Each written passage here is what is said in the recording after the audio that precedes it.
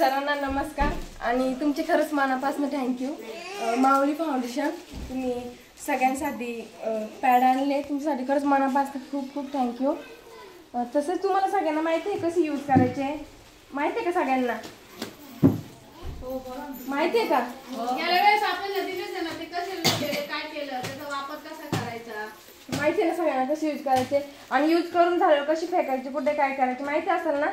म्हणजे आता बरेचपैकी वापर तुम्ही सगळ्यांना तर माहितीच असेल। कशी माहिती आहे का नाही?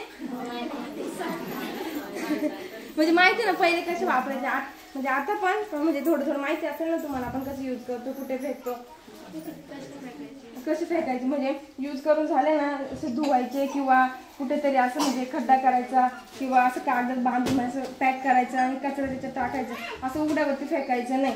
असं मग खड्डा वगैरे करायचं, मग त्यात टाकायचं, माती घ्यायची नाहीतर मग असं जाळून वगैरे टाकायची, पण असं कोणाला स्मेल नको यायला एकटाच म्हणजे टाकायचे वापरून।